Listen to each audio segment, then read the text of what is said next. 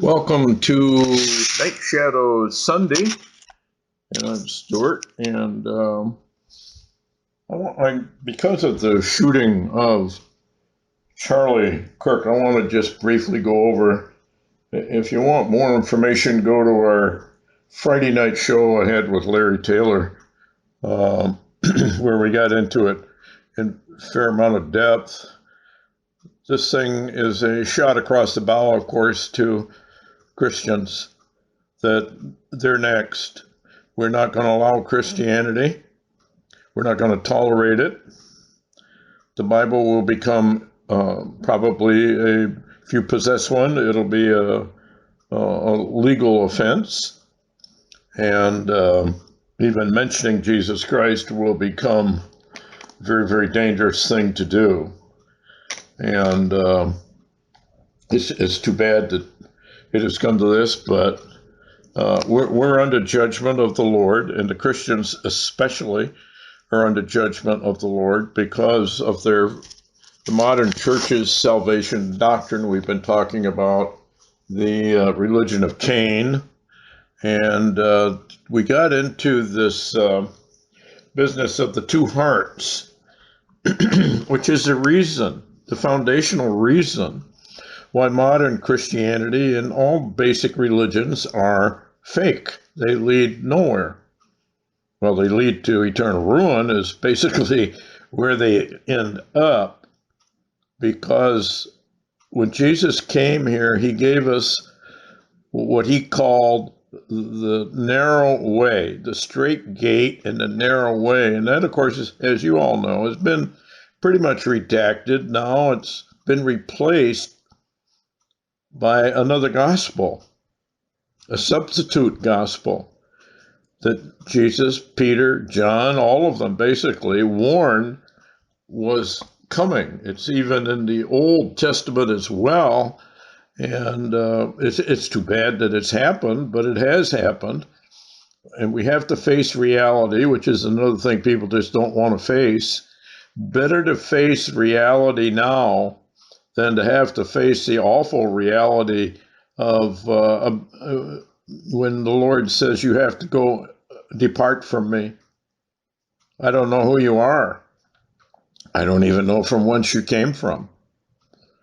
All these verses that are kind of scary have been redacted, removed. We don't talk about it. The church doesn't talk about it.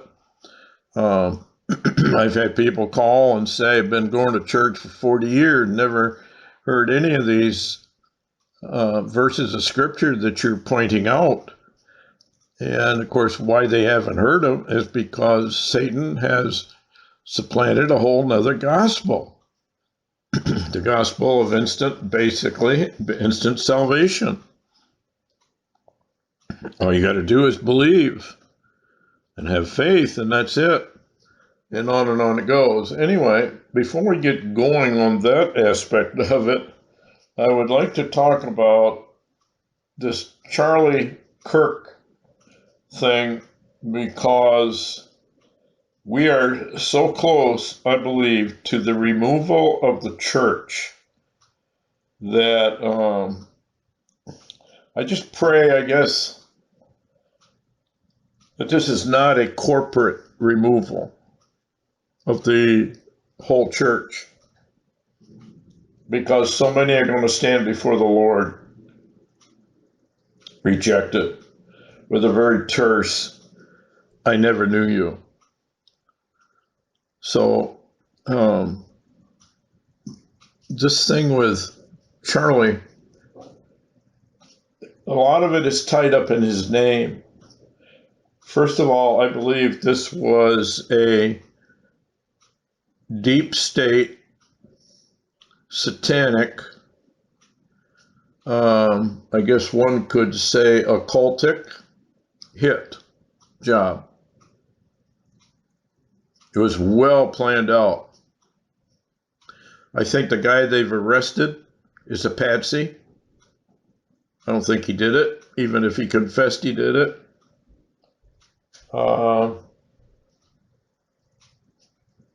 I guess there's no way to prove it. We'll never know. But It just doesn't seem quite right. There's more to this story than probably we will ever know. But when you take a look at all of this, Charlie James Kirk is his full name. Kirk, of course, as you probably already know, means church. Charlie means free man or freedom. You may notice that in the pictures, Charlie has a t-shirt on and it says freedom right on the front. He was running something called the Turning Point. Basically trying to debate people and politely and try to explain the logic behind Christianity and all of this. And he was very, very popular, drawing thousands of people. When you get, how do I say, when you get too far in popularity, the elite takes notice and eventually they will cut you down. So anyway, James means supplanter, which is tied directly to Jacob and Jacob's trouble. So what we have here is a free church has to be removed and replaced by something else. Now, because they're kind of saying that Charlie Kirk represented the church, then you have Antichrist as a supplanter, whosoever it is. People think, well, it's Donald Trump, no question about it. That's who it is. Others say, no, it's not Donald Trump, it's Obama. That's who it is. Other people say, no, it's none of them. We don't even know yet who he is. Or it's King Charles, or it's Prince Williams, or somebody like that will come in and take the place of Jesus Christ. So there's a lot to this.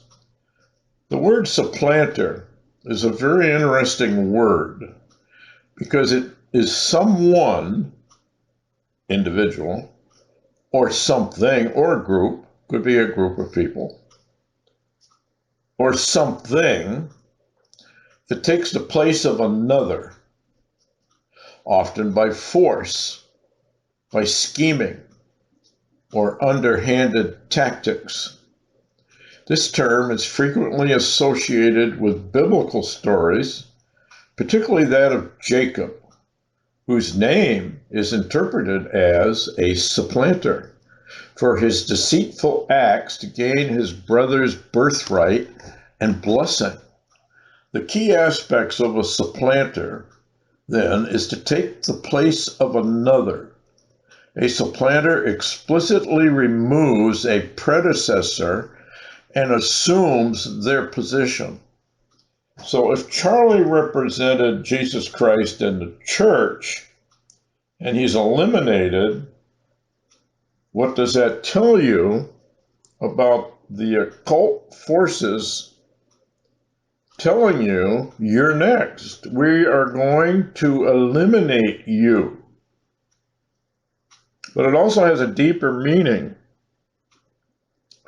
because Charlie is eliminated and therefore in his own way has vanished from the scene. Very indicative of the rapture of the church or the bride of Christ being removed or vanishing. A lot of people are warning you that September 23rd, 24th is when this rapture will take place. They have more stuff going for them than we have ever had before. We have to be explicit about that. There is more evidence that this is probably a 90% chance, maybe, that this is going to occur. I don't believe we're going to know until just before this coming up date. It could be a little sooner, it could be later. We don't exactly know what calendar the Lord is using.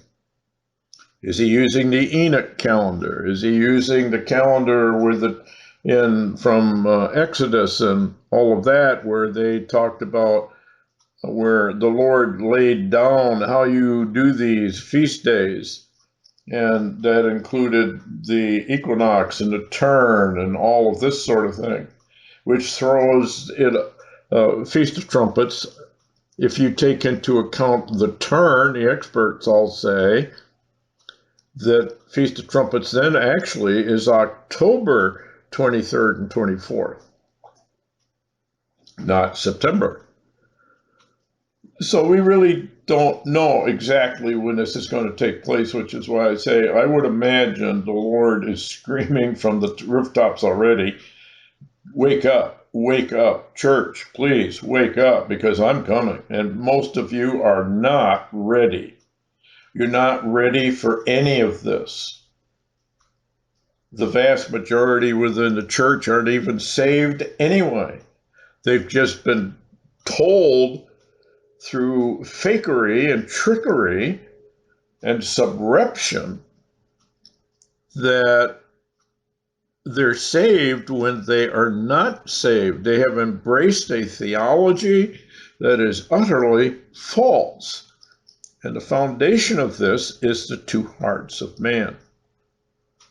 The hidden heart is where the real transaction of salvation takes place. Jesus gave us only one way into this inner heart. It's called the narrow way. It's not a pleasant journey. It's a very unpleasant journey, actually. And it's kind of an adventure.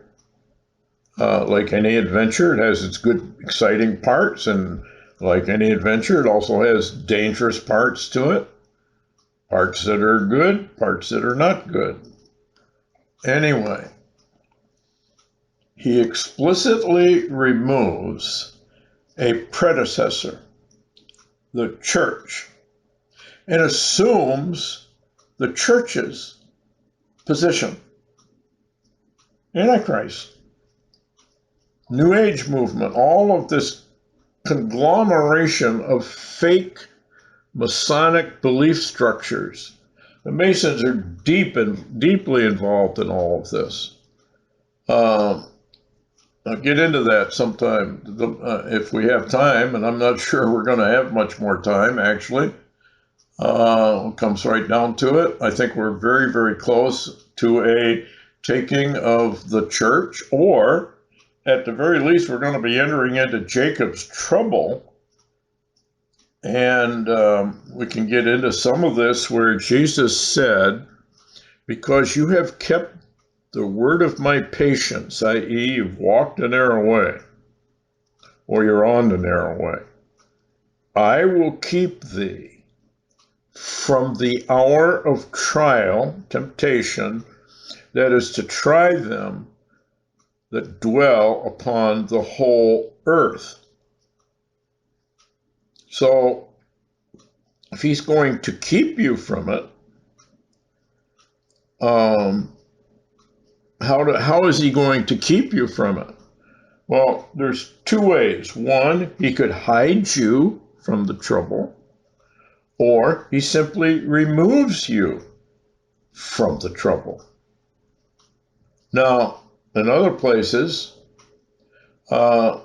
he said, pray always that you be found worthy to stand before the Son of Man and escape all these things that are coming upon the dwellers, I'm paraphrasing it, of the earth. And the word dwell, those who dwell upon the earth, that if you look up the word dwell, it means a permanent residence. And a Christian is a sojourner. He's not a resident of earth. He's supposed to have removed himself from the earth. He's supposed to have crucified the flesh. He's supposed to have moved from the carnality of flesh over to the spirit. Remember when Jesus said, "These things I say unto thee, they are spirit. The flesh profits nothing."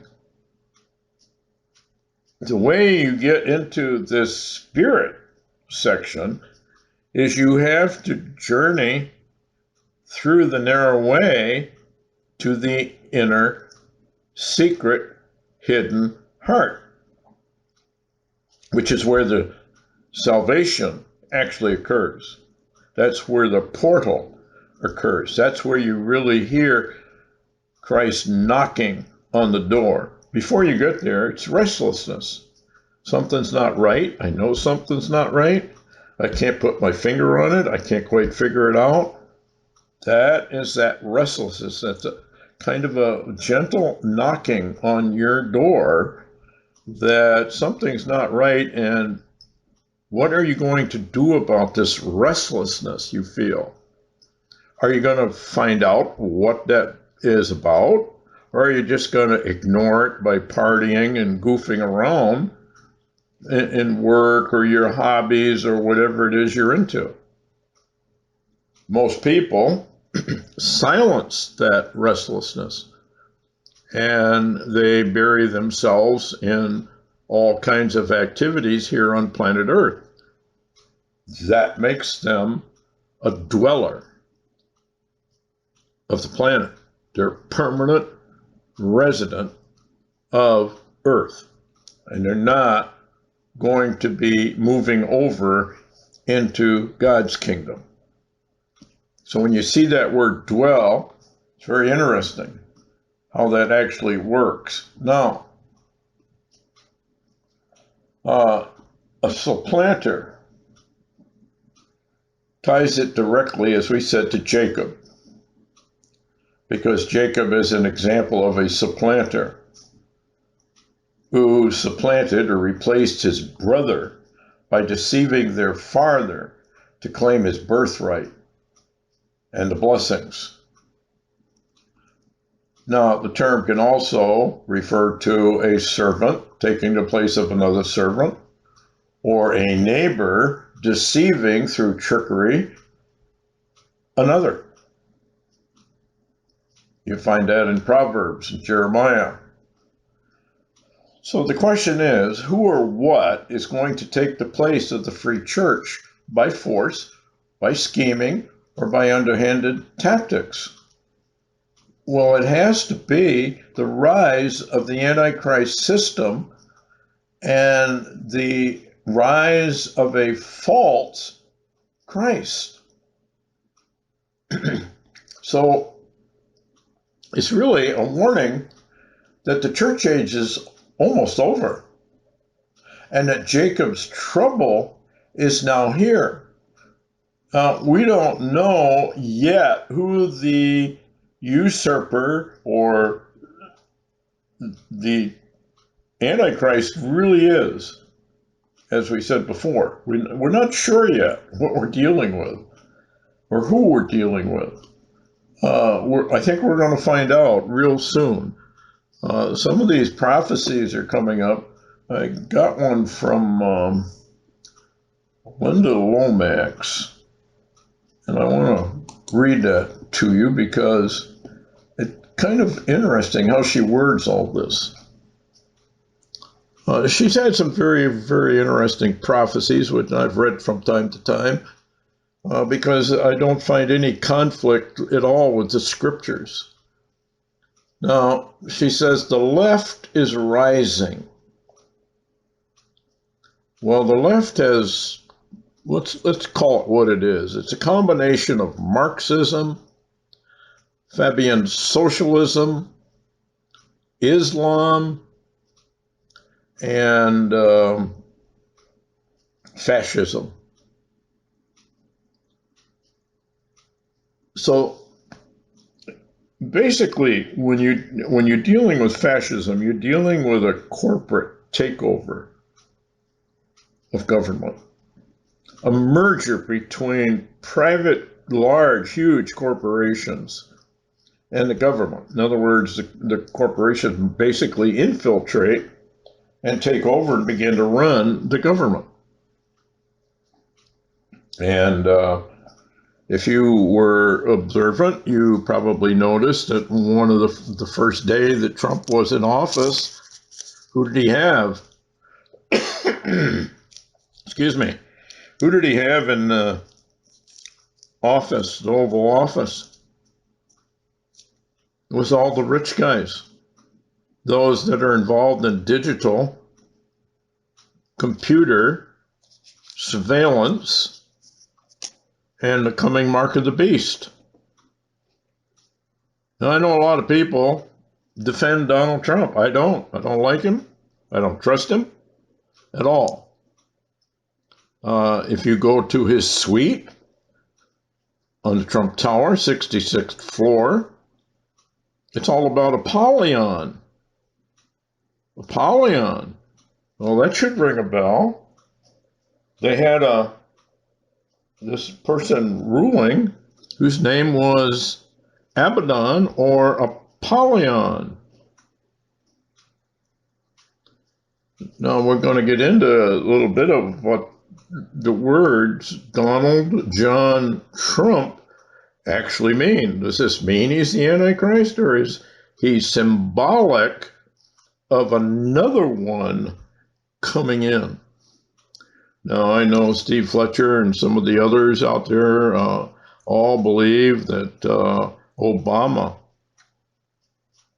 is the actual going to emerge as the Antichrist. I have no idea yet. We don't know yet. We may not even be here to know that. Anyway, this will be a time, going back to Linda Lomax, this will be a time of intense conflict between my people and the enemy's people. My people are strong and outspoken, like Charlie Kirk was. He had no fear. You can't have any fear. You're either going to tell the truth, or you might as well just fold it up and walk away. And you have to tell the truth, even if your best friends turn on you and walk away, let them walk away. Truth is truth. You can't. You can deny it. You can mock it. But you can't change it. The truth is immutable. It just stands there. Anyway, my people are strong and outspoken, and the enemy's people would try to silence them.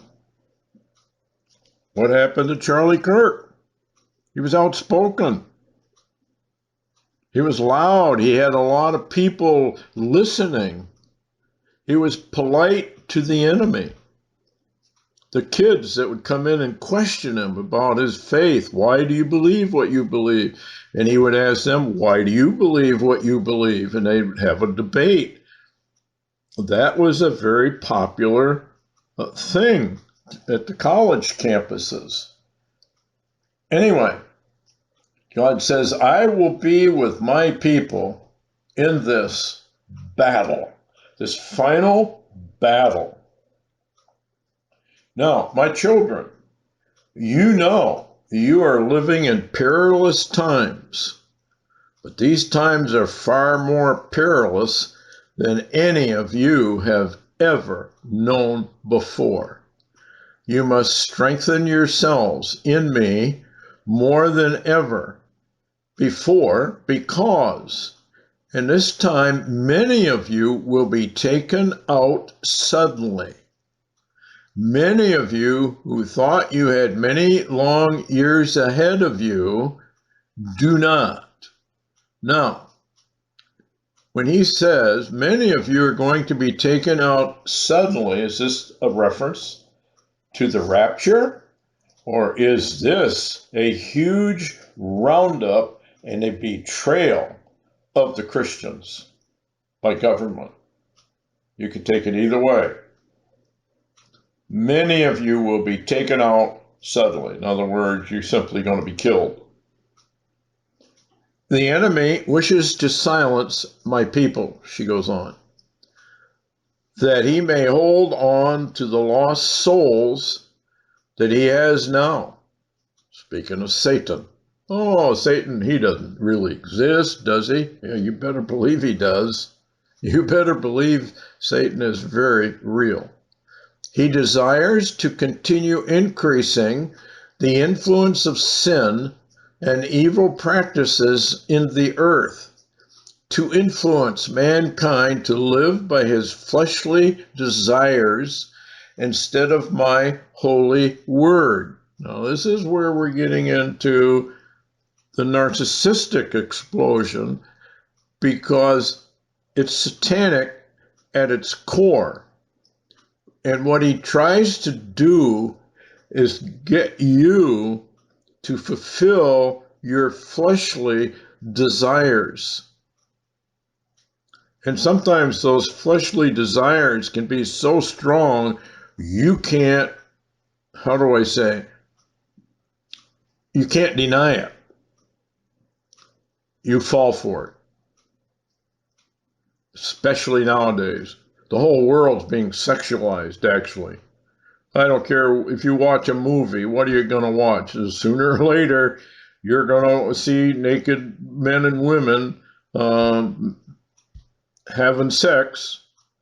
They don't show the whole thing, but it's porn is really what it is, and they're introducing it. Now, David Wilkinson said this was going to happen, that on open TV, you would see totally naked people. We're already watching part of that.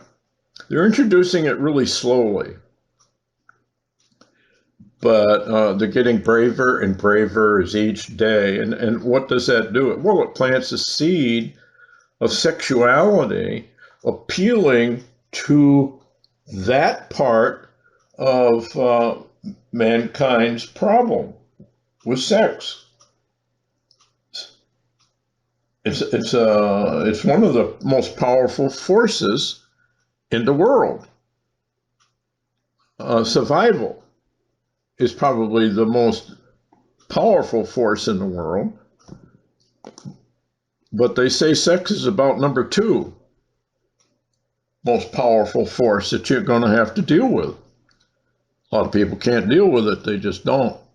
Anyway, the enemy wishes to silence my people, that he may hold onto the lost souls he has now. In other words, if they can silence the church, then they can also silence, or how do I say, Satan can grab hold of those souls that are left behind. Let's say the church is removed. Those that are left behind, Satan wants to destroy them. Satan wants to destroy you. How does he do it? He does it by subversion.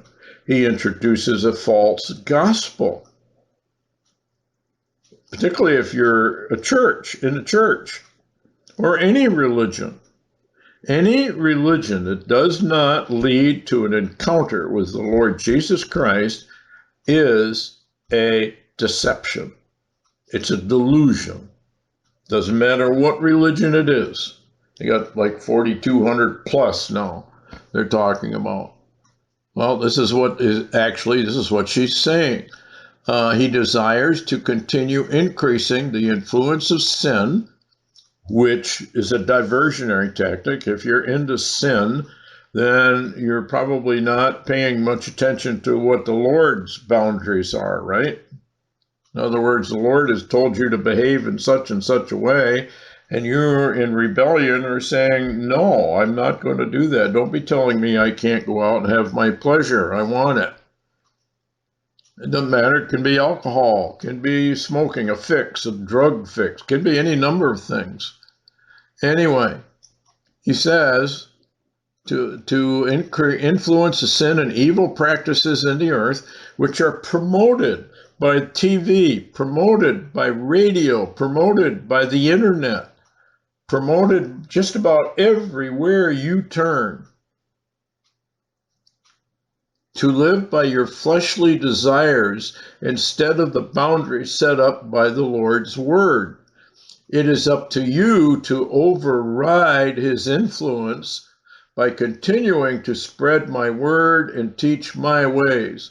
In other words, we are to step forward and point out, folks, if you continue in this, he's got you. Crucify the flesh and the lust thereof. Very easily said, very difficult to do, particularly in the mind. Because, how do I word this? There's certain thoughts that a person has that bring pleasure to the brain. The more those thoughts are redone or repeated, the deeper kind of a rivulet or something like that occurs in your brain. The harder it is to silence that thought. And so this is a mind battle. This is a mental warfare battle. This is a battle over the brain. This is really all it is. However, the straight gate and narrow way are a mental battle, a mental walk, a spirit walk as well. You don't really realize that because the narrow way is a way where Jesus said, ask, seek, knock, strive, labor, continue in my doctrines. And if you will do that, then you will know what the truth is, and the truth will set you free. And of course, he then adds, if the Son of Man set you free, who is the truth, you will be free indeed. So in order to do that, you have to take time to do it. You have to sit down and think and study to show yourself approved. This is not taught in the church. Well, just say a simple sinner's prayer, and you're in like Flint. You can go out and pretty much do whatever you want after that.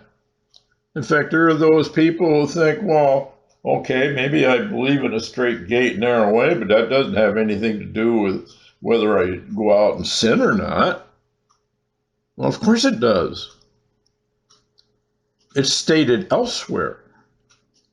I don't want you doing this. I don't want you doing that. I don't want you to doing this other thing.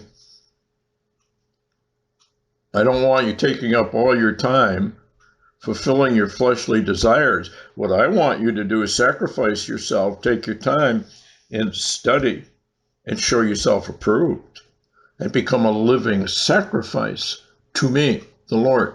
Anyway, fight the good fight of faith, she says.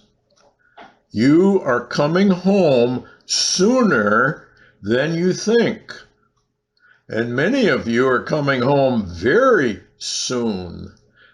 Okay, what's she talking about? The church goes, and then the tribulation saints go.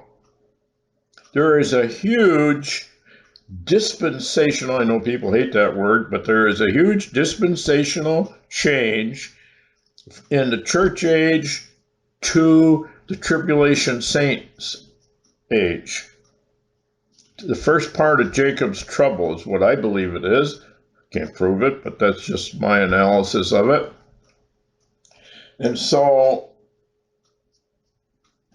if you read in Corinthians, in the love chapter, it says, even though you give your life for the faith, become a martyr, okay?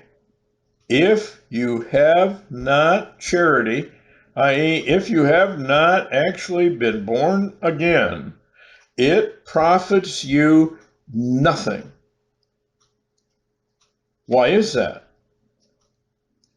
because modern Christianity is out of court. It never goes through the holy place, or it never arrives at the Holy of Holies. And those kind of things are so important. Anyway, fight the good fight of faith. You are coming home sooner than you think, and many of you are coming home very soon. The final battle between good and evil quickly approaches. You are no longer safe on the earth. Know this and make the most of each day for my kingdom, and you will be greatly rewarded. You see what's going on here, folks? This is a battle for souls.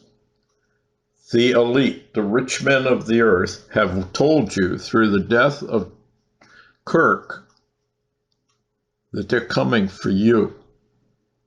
And you better shut your mouth. You better be silent. You better obey everything we tell you to do. And if you will not, you will simply be rounded up and taken to a FEMA camp where you will be exterminated. You'll be tortured first, but you'll be exterminated. And we're going to have pleasure in torturing you and terminating you because they love death. They love torture. They love pain. They're sick. They're reversed from what normal, good people would be horrified at some of the stuff that goes on. And even World War I, World War II, Korea, elsewhere, when you were captured, some of the stuff that was done to soldiers, you just don't want to even talk about. Well, this is going to be worse than that because, see, there's no restraints. The tribulation period is a time of virtually governmental people. The rich men have no restraints. There's no boundaries that bind them in. That's why Psalm 2 and the Psalm 2 war is so very important. You don't hear about the Psalm 2 war from anybody. Not even the big prophetic ministries want to talk about Psalm 2. Psalm 2 is this war between Jesus Christ and Satan. And Satan is represented through the rich men of the earth.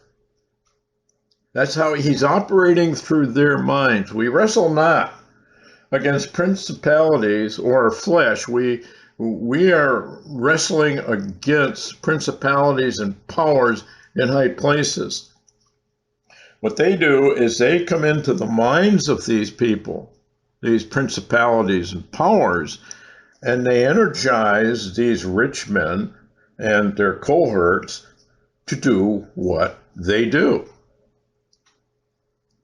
Amazing, actually, all this works. But anyway, I wanted to read that to you because that's exactly why the Charlie Kirk execution took place.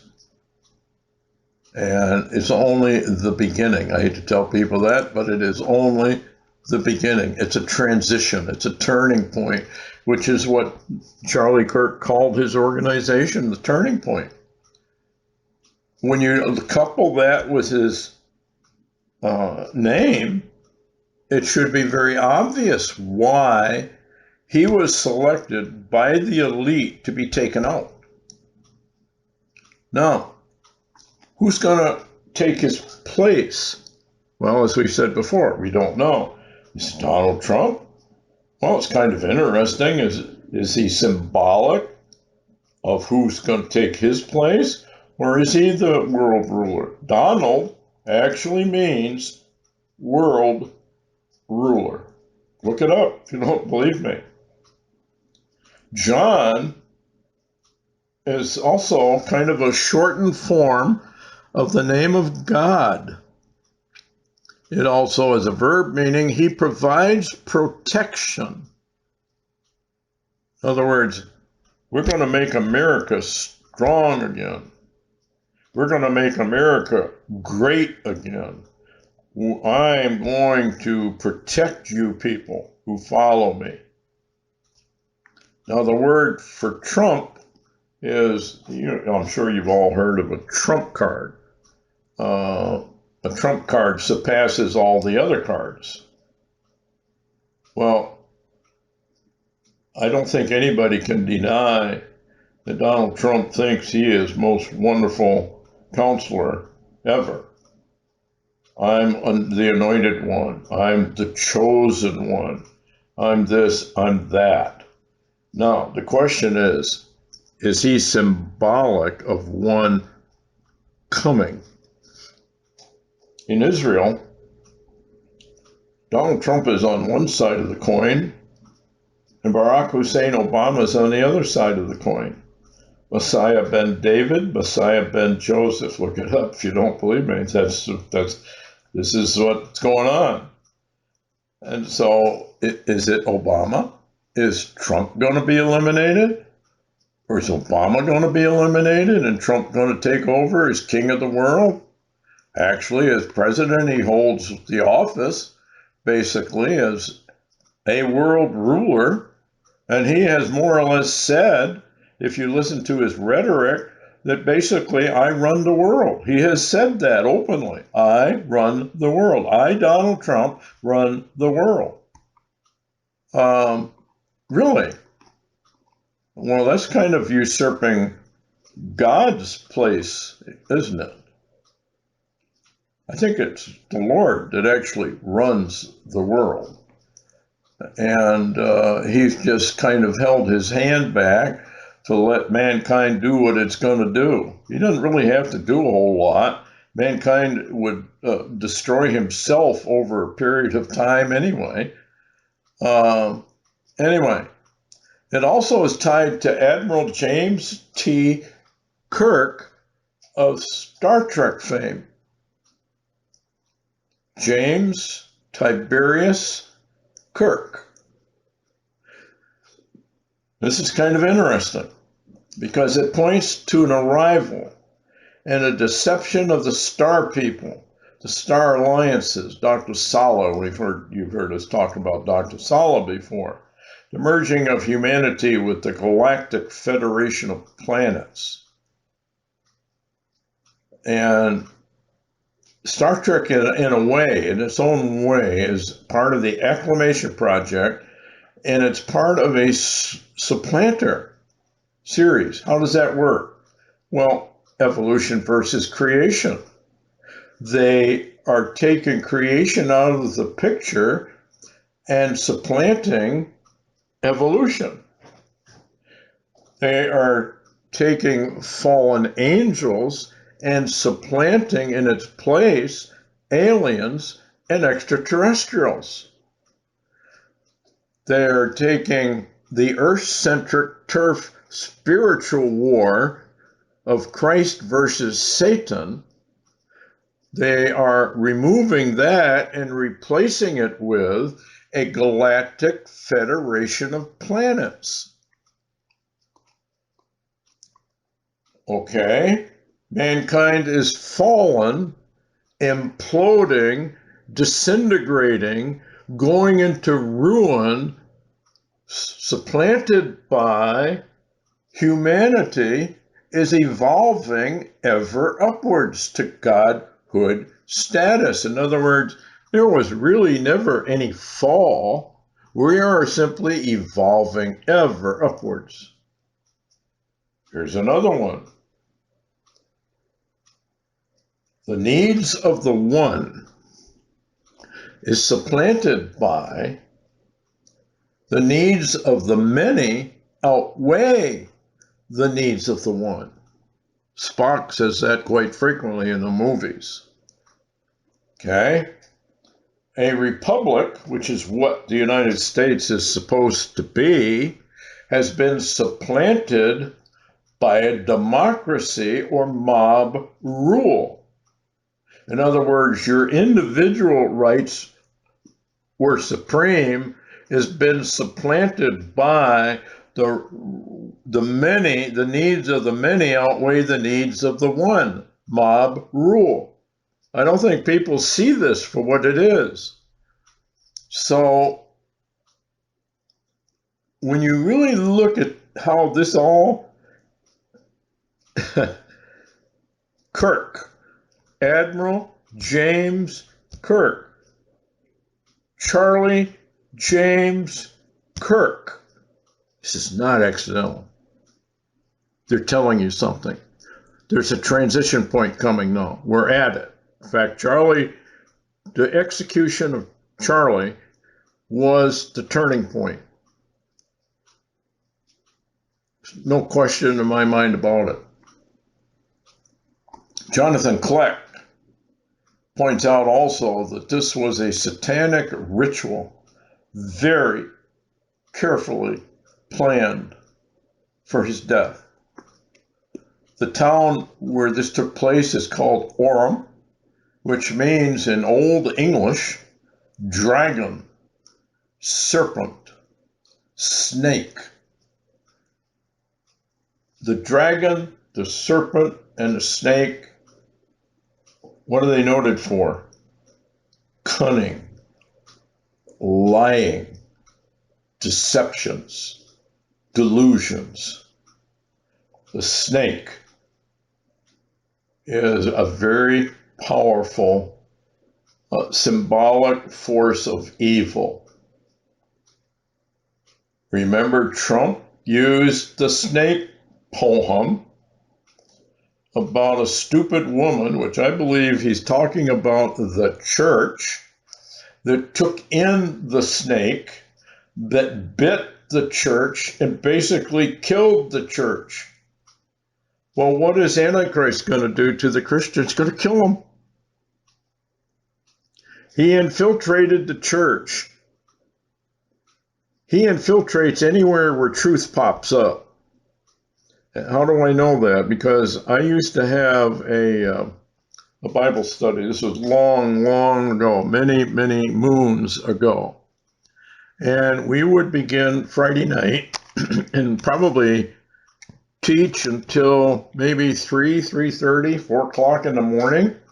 People would bring their sleeping bags and all this sort of thing, and they'd just go to sleep. We'd wake up early the next day, like 9 or 10, we'd begin again and go all day long, well into the night, and then again on Sunday morning, and then we would break up. Well, Satan did not like that at all, and so he began working with some of the people that were coming and broke up the whole system. There was nothing I could do to stop it. So if you start something that Satan doesn't like, we forget that Satan is the prince and power of the spirit world on earth. He is basically the controller over the fallen people.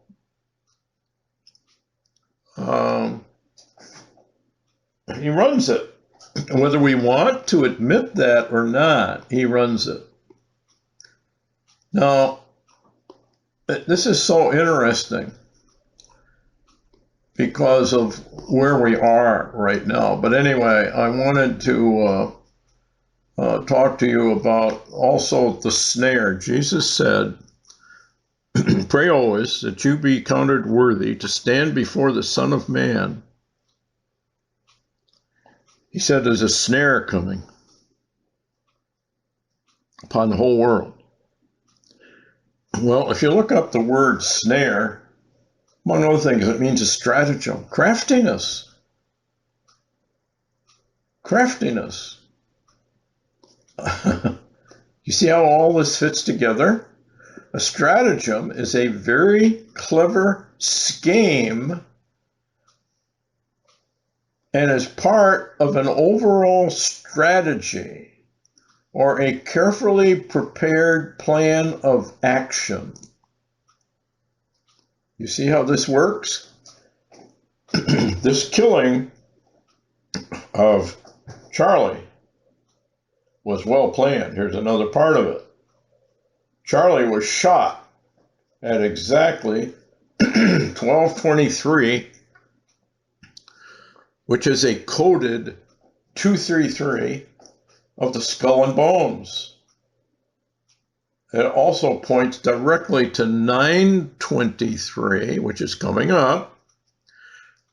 You might remember that the original bombing in the basement of the World Trade Center took place on a 923, and then the actual taking down of the World Trade Center took place on a 911. So those two numbers are closely matched. And when I did some research on this, I found that also there's a calendar where the 911 and the 923 merged. So the number 322 represents the year 322 BC. And what it represents is, how do I say, they moved from a democracy and a democratic system over to where power was held by the wealthy. The apex of Psalm 2, folks. The rich men of the earth taking over the planet. How are they going to do it? They're going to do it through the monetary system. They're going to do it through the digital wallet and digital money. So they can control it all. Will there be a black market? Well, possibly, knowing mankind, I'm sure there will be, because people are very adept at circumventing whatever the government wants to do. But it would be so dangerous to do, most people probably will not do it. So anyway, it was the end of democracy is what it was. Well, we have been calling our republic a democracy for I don't know how many years now. And what the rich men of the earth with the killing of Kirk is saying, that's over now. This points to the skull and bones, masonry, and the secret societies that were behind all this.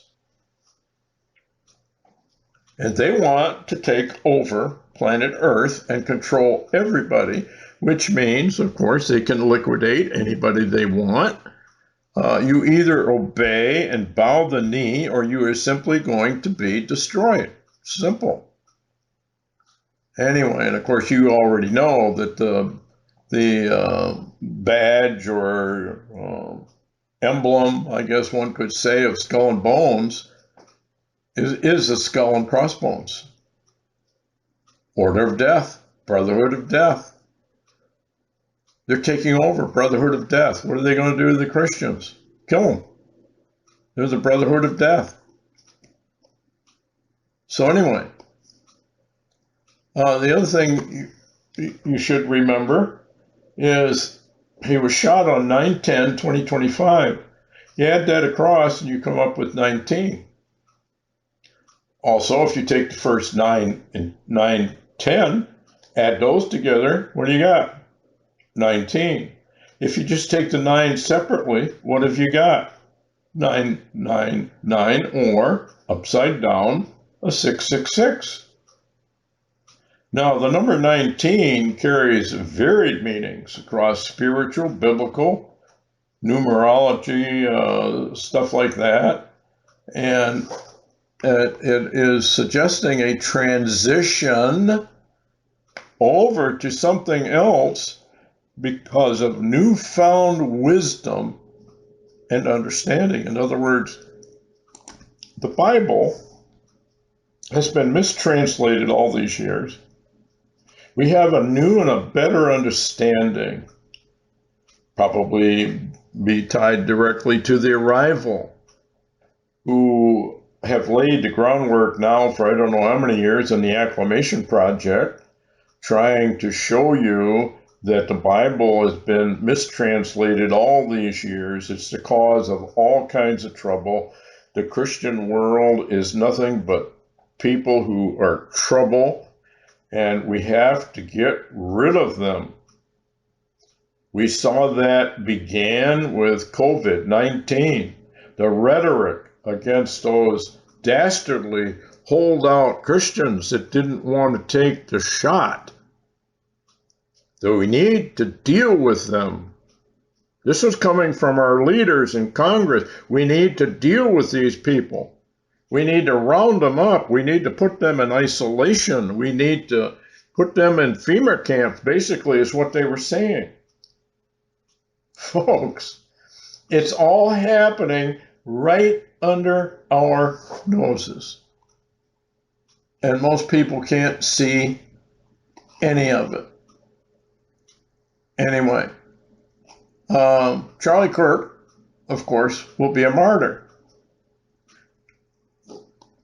And a fellow wrote he calls himself Mr. Fish. So that'll give you a clue. Anyway, he says, the assassination of Charlie Kirk presages a new and deadly stage in the disintegration of a factious and highly polarized United States. His murder has given the movement he represented, grounded in Christian nationalism, a martyr. Martyrs are the lifeblood of violent movements. Any flinching over the use of violence, any talk of compassion or understanding towards the enemy, any effort to mediate or even discuss is a betrayal of the martyr and the cause of martyr died defending. Do you see what they're saying? Well, all you got to do is turn into your basic fundamentalist people out there like Bannon and the rest of these guys. What are they saying? Well, the time has come now. We can't put up with this anymore. We're going to have to go out and we're going to have to start knocking on doors and we're going to have to start just eliminating these people. Well, what do you think the communists are going to do about that? Who have infiltrated so much of our police departments, our military, the pulpits, the political system. They've been there for years. Charlie McCarthy, not Charlie McCarthy, that was Edgar Bergen's dummy, but McCarthy, I can't think of his first name. No, but he was the one who was pointing out all the communists infiltrating government. Everybody laughed at him. Everybody said he was a fool. He wasn't. He was warning people what was actually silently going on. The infiltration of the communists embedding themselves in our political system, our military system, our educational system, our religious system, every area that mattered. The communists infiltrate and then they subvert. They turn upside down the belief structure that people originally had. There was a time when, for example, adultery would have been considered just a horrible thing. Today it's normal. In fact, you're an idiot if you don't involve yourself in it. After all, we're supposed to have fun, aren't we? This sort of thing. Everything is being turned upside down. Now, you talk about adultery. The church is an adulterer spiritually. It's committing adultery with all kinds of evil spirits, occultic forms of worship, and everything else that goes with it. You see, it does it slowly. The Christians were kind of like a frog in cold water. Let's take that as the early church. Satan starts to infiltrate and cranks up the temperature. Well, by the time the frog figures out that if he doesn't jump out of that water, he's dead, it's too late. He's already dead. This is what's happened to the church. They've taken it over. They've destroyed the straight gate in a narrow way, and they have removed it all. Why? Because Satan doesn't want anybody to get saved. He doesn't want anybody to get saved, just like Linda Womack said in that prophecy. So now, what's the foundation of all of this? It's the denial of the two hearts of man.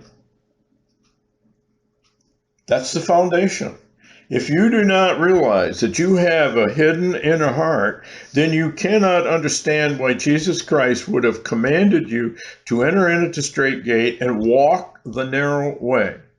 You would not understand why he used words like straight and narrow, because the narrow way is the way to this inner wicked heart that is so wicked it's hidden away. Jeremiah 17:9 through 10. The heart is deceitful above all things, desperately wicked. Who can know it? That interesting.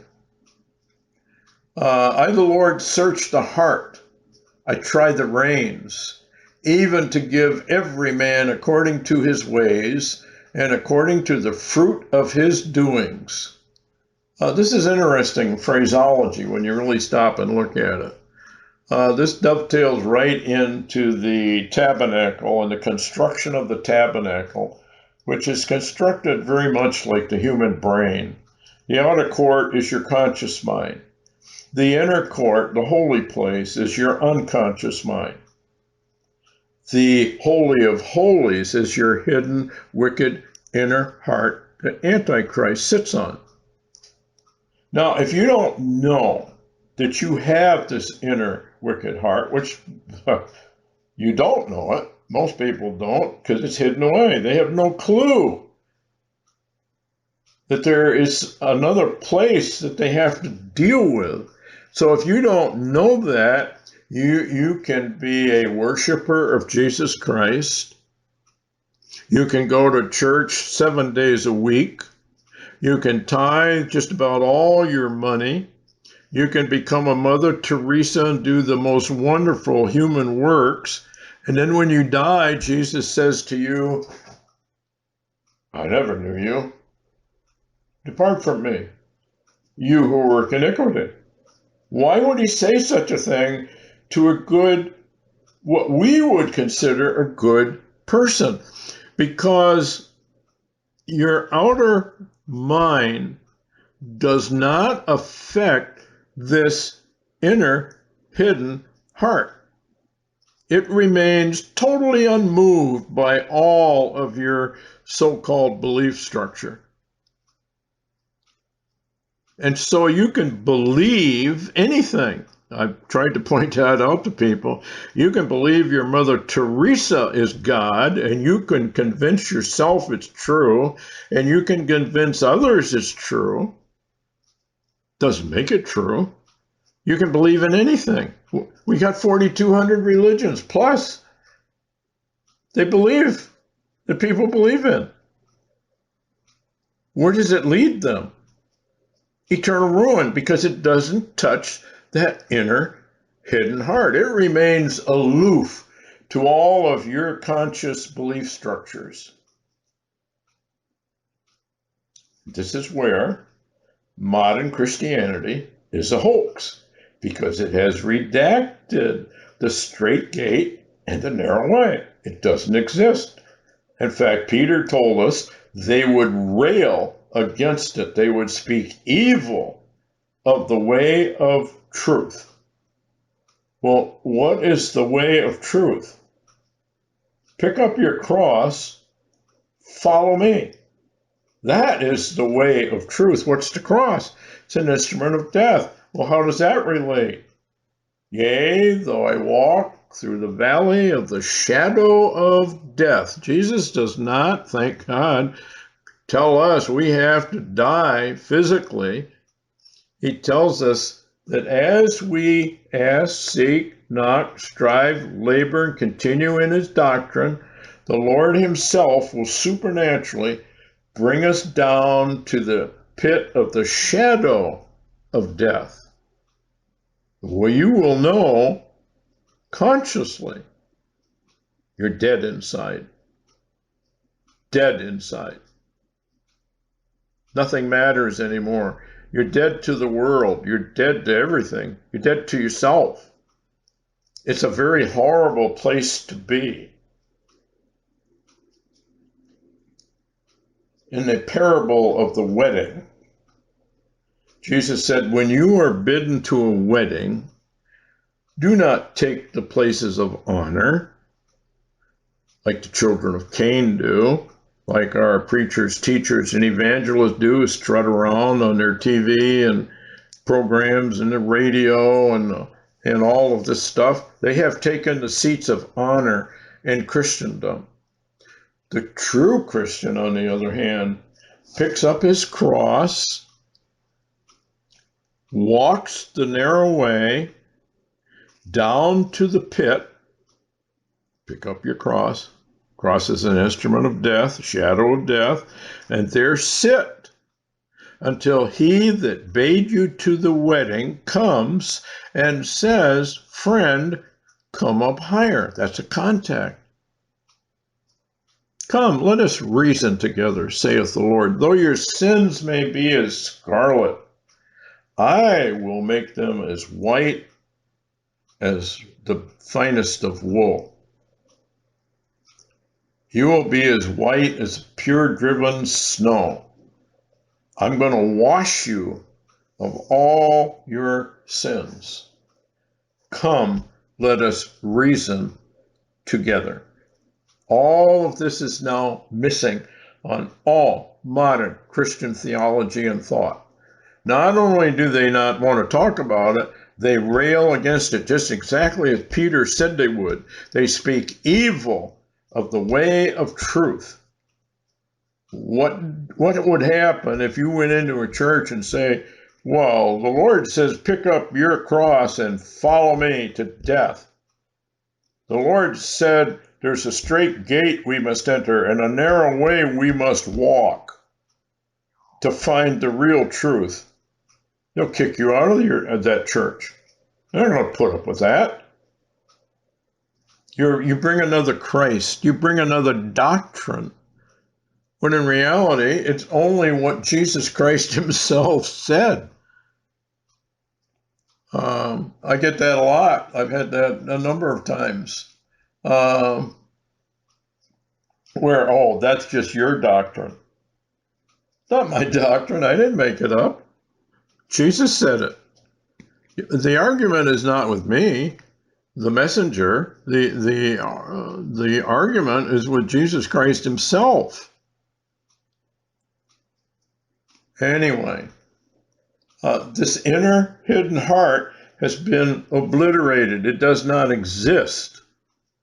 And that is why all these religions, including modern Christianity, are fake, because they do not address this issue of the inner heart, the inner man.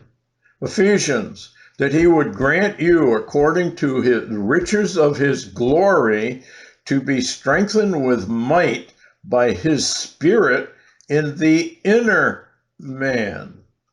Psalm 51:6, behold, thou desirest truth in the inward parts, in the hidden part, thou shalt make me to know wisdom.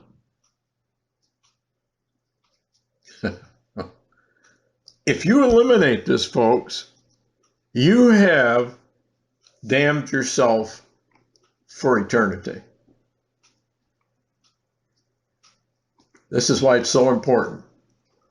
1 Peter 3:4, but let it be the hidden man of the heart, in that which is not corruptible, spirit, even the ornament of a meek and quiet spirit, which is in the sight of God of great price. 1 Corinthians 4:5, therefore judge nothing before the time, until the Lord come, who both will bring to light the hidden things of darkness and will make manifest the counsel of the hearts. See how all this works? This is why modern Christianity is a hoax. It's a half-truth. And that is what makes it so very, very dangerous. And it relates directly back to the holy place and the temple, that's also not taught at all anywhere that I know of correctly. Anyway, Ark of the Covenant, and how the temple is laid out. The outer court, as I said before, is your conscious mind. This is where you make all your decisions. Are you going to go to church today, or are you going to go hunting? Are you going to just stay home because you had too much to party last night and so you're not going to get up? That's a decision you make. All right? You become your own God, just like Satan said to Eve, you will become as gods, knowing good from evil. That's the only truth he really told them. The rest of it was basically all lies, but that part was true. They become their own God. They are the ones who decide what's good, what's evil, what's right, what's wrong. Okay, apart from the Ten Commandments of the Lord. In other words, we become our own God. Somebody approaches you with a proposal. You decide whether the proposal is good and beneficial or whether it's evil and not beneficial at all. You decide whether that proposal is right or wrong or good or evil. Okay? If you're a very gullible person, you're going to make a lot of mistakes along that road, because evil always dresses itself up as something beneficial, as something pleasurable, something that is pleasing to the flesh and to the mind, the carnal mind. And this is where you get into trouble. Okay? But what is I want to get to the Holy of Holies. What is actually in the Ark of the Covenant? The Ten Commandments, Aaron's rod that budded, death to life, the hidden manna, divine love. The Ten Commandments will be put within the person who is authentically regenerated. The Shekinah glory sat above the ark. The ark was covered. Think of Jesus Christ as the ark of the covenant, ark of the new covenant. When you search out, find, and meet Jesus Christ face to face, one-on-one, you will know his inner essence of who he is. It'll be a spirit encounter. And that spirit encounter is no different than a real material encounter.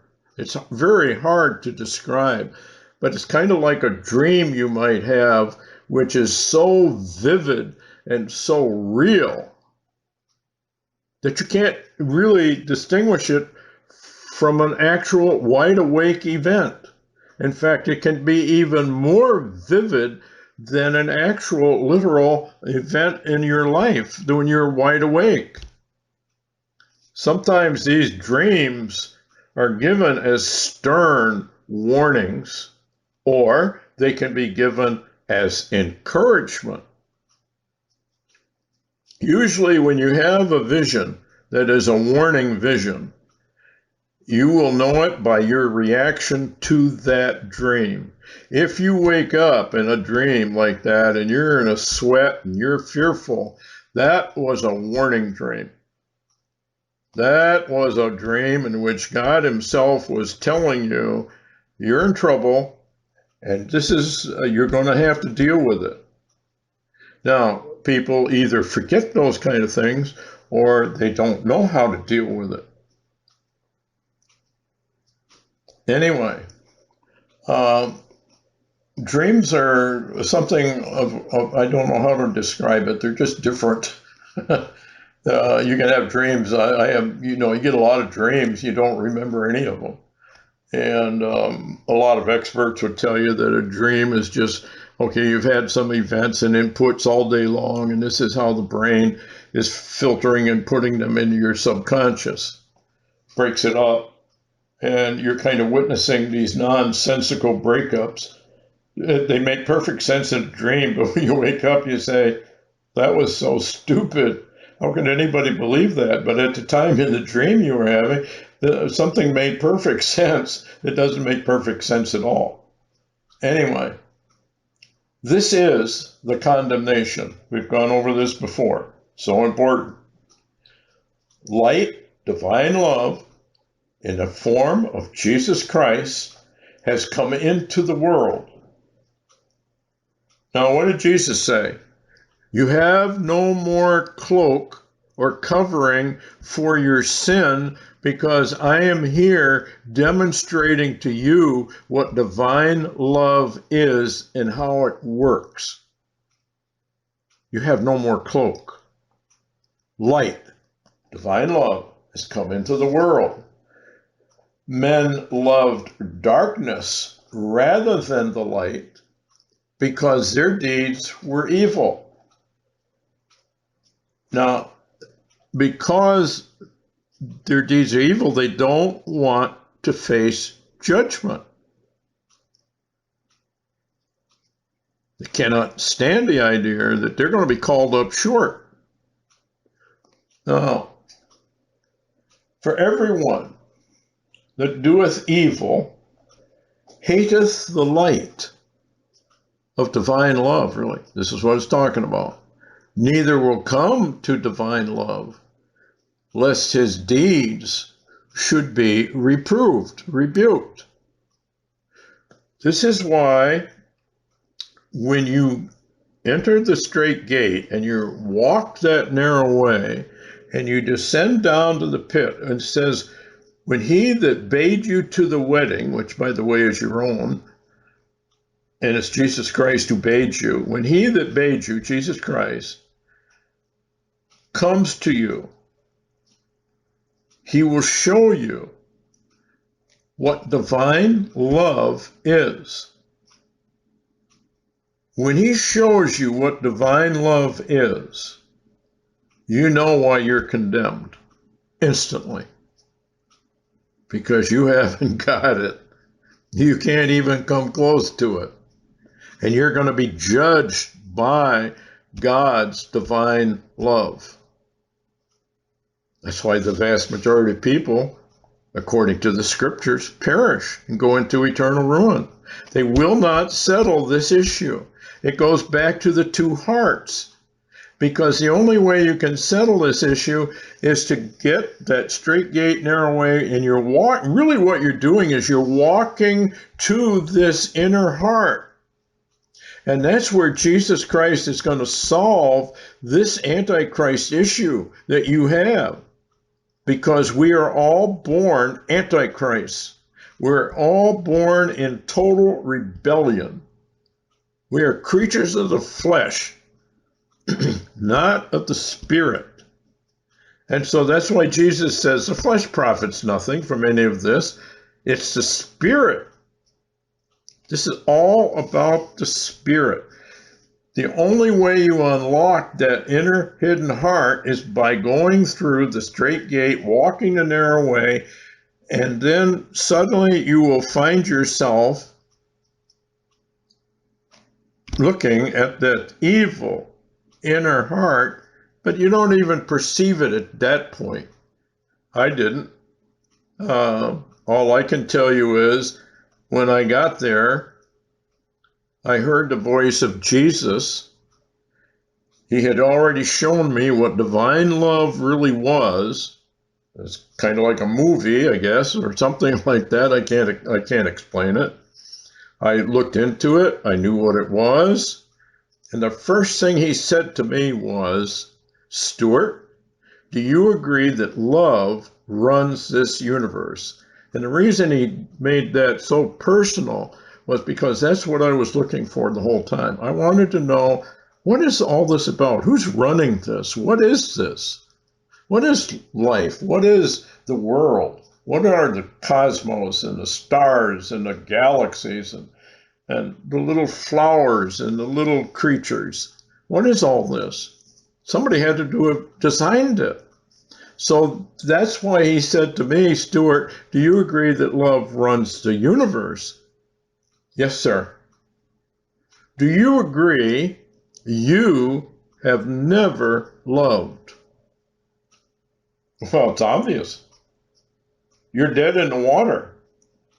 He's got you by the collar now. You're in a lot of trouble now. So I said, yes, sir. I was in the military, so yes, sir, to a superior officer. Well, Jesus is far superior. But I have to tell people that the so-called judgment was so gentle. It was so gentle, I can't hardly describe it. And then he offered, will you love? Will you love? And I thought for a little while, seemed like for hours, but it wasn't. It was probably a split second. And I said, yes, sir. Boom. My whole life turned around at that point. And that's what this issue is, honey, people. This is what it is. There's only one issue. There's only one condemnation. And this condemnation is divine love. We, at the fall, we lost it. Jesus Christ is the link to get it back. If you will go into the straight gate, if you will walk the narrow way, if you will ask, seek, knock, strive, labor, and continue in his doctrine, he said, you will find the truth, who is Jesus Christ himself, and that truth will set you free. And if the Son of Man set you free, you are free indeed. So the whole issue here is, what is authentic born again? Meeting Jesus Christ. One-on-one conversation. This has all been obliterated by Satan and his minions. We call them preachers, teachers, evangelists. If they're talking to you about a sinner's prayer or an ABCs of salvation, or you were saved when you were baptized as a little baby, you were saved at confirmation when you graduate, it's all hocus pocus. It's all a deliberate hoax. It's not true. It's easy to prove scripturally. If people would only open their heart to the scriptures and what they say. Maybe I had an advantage being a professional aviator for years. And I've gone over this maybe too many times, but when you get checked out in a different types of jet aircraft, you go to school, you study their manuals, they put you in a simulator, and then they put you in a real airplane. The simulator is to teach you what to do generally about emergencies. That's what that's for. But what I'm getting at is the flight manual is written by the manufacturer of the aircraft, who puts that aircraft through things you would never believe that they put these things through. And then they have the test pilots that go up and run it through the ringer. Well, then they know exactly what this airplane will do under various conditions, and they have all these graphs and everything else in the flight manual. Well, what I'm getting at is the manufacturer of that flight manual understands that airplane. He's the creator of it. He is the manufacturer of it. He is the one who makes it. All right, now think about this. The Bible is your flight manual. It is a book from your creator who made you. We, as professional aviators, did not really deviate from what the flight manual told you the airplane would do. I'll give you an example. You're at a 8 or 10,000 foot runway, but the flight manual says you need 12,000 feet.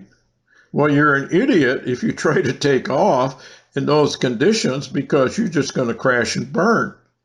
Because the creators of the airplane knew that it would take 12,000 feet, not 8,000 feet. A good example of that would be Mexico City, one of the highest. Denver, Colorado is another one.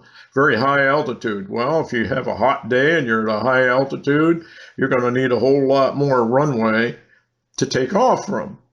And these manuals, you go in and you look at the graphs, and it tells you exactly what you need to do, how much weight you can carry, which would equate to, well, how much fuel can I put on this airplane in pounds? How many passengers do I have in pounds?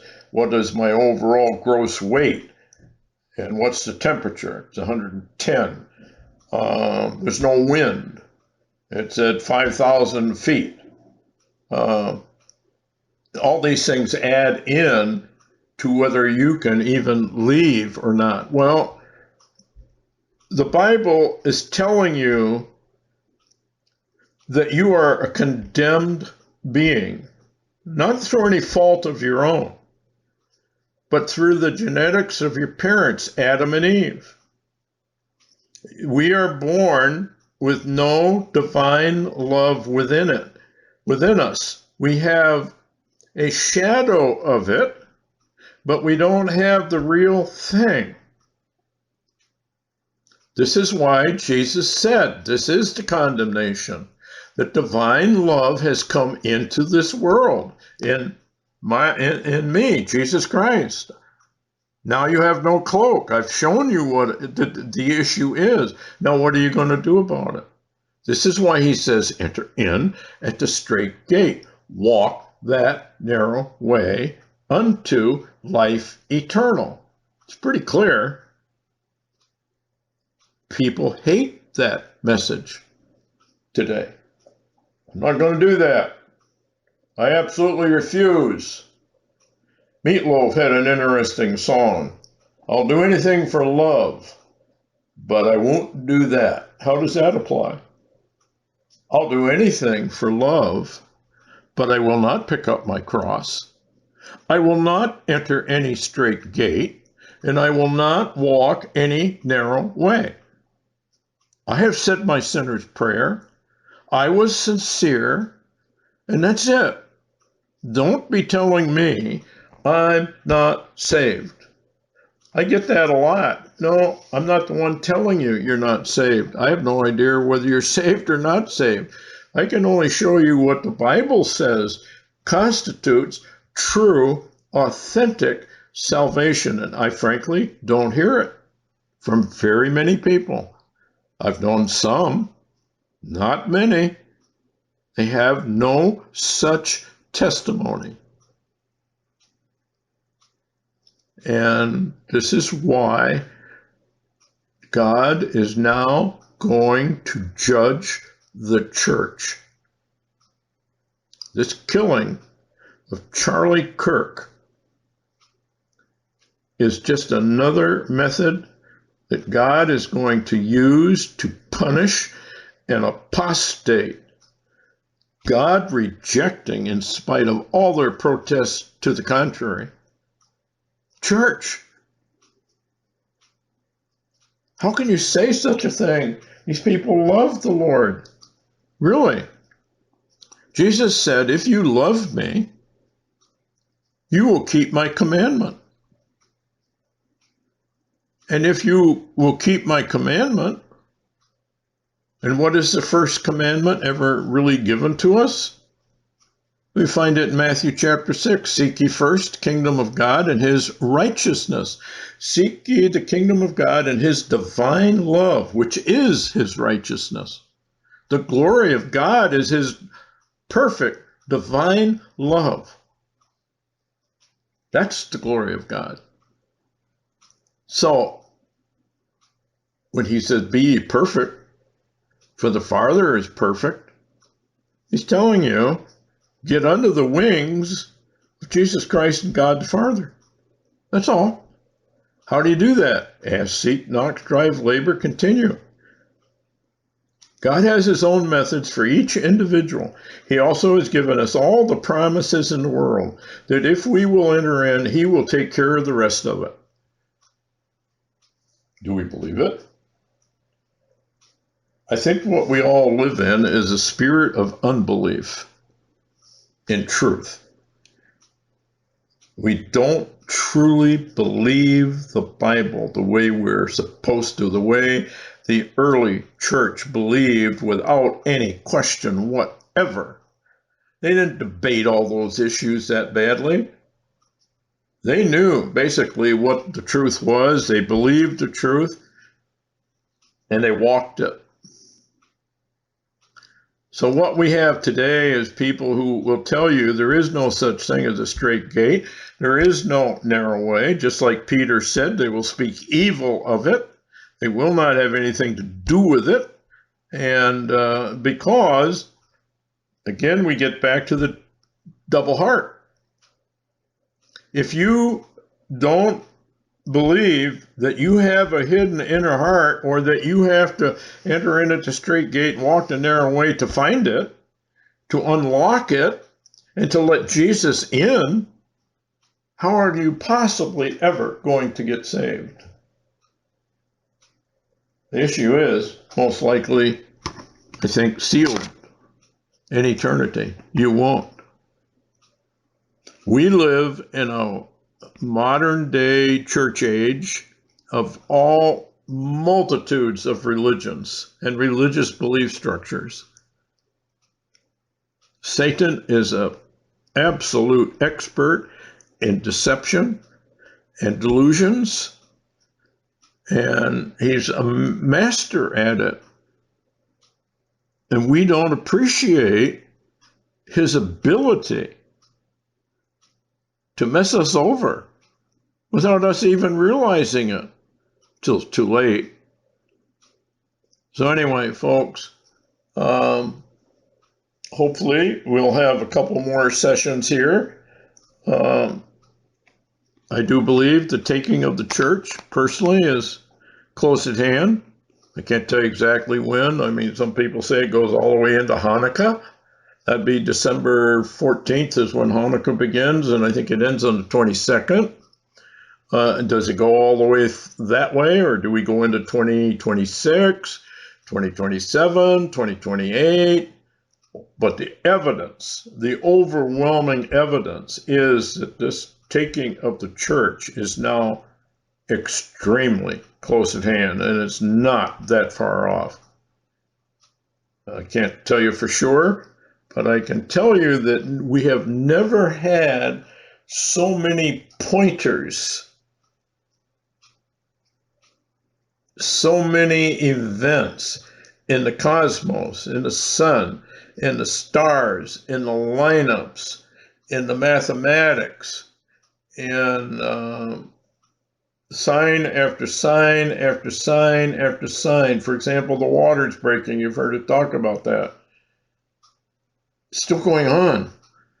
Localized floods everywhere. We just heard of a 7.7 earthquake today over in Russia. 7.7, 7.7. The number 77 is very interesting, because from Charlie Kirk's death on the 10th, if you add 7 plus 7, where do you come to? 924. 77. Earthquake 7.7. Are we just grasping at straws? Or is the Is Jesus trying to reach us by every possible means that he can come up with, so that we might wake up and open at least one eye from our slumber? Because the church is slumbering right now. It's sound asleep. It's like the parable of the 10 virgins. They slumbered and slept because the Lord had tarried, had not arrived on time. And so they were all slumbering and sleeping, and then a midnight cry came. Now, this is interesting. Doesn't tell us who made the midnight cry, does it? Who made that midnight cry? The Lord cometh. A cry was made at midnight. It doesn't say who made that cry. Was it the prophetic church that's kind of outside? Or was it the people outside of the church trying to warn the church? The true Christians are actually outside of all mainstream church. Are they the ones who give the midnight cry? We don't know. Was Charlie Kirk a midnight cry? Get ready, the bridegroom cometh. Doesn't tell us how long after the midnight cry that the Lord actually shows up. Was it 14 days? 7? Remember the Joseph?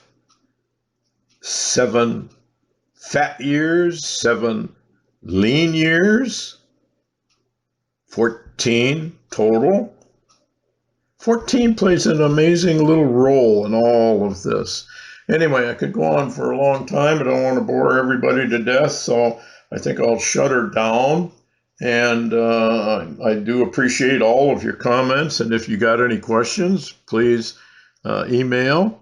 Let me know what you would really like to talk about. And I'm not a Bible answer man. My specialty has been and where the Lord took me was in true salvation doctrine.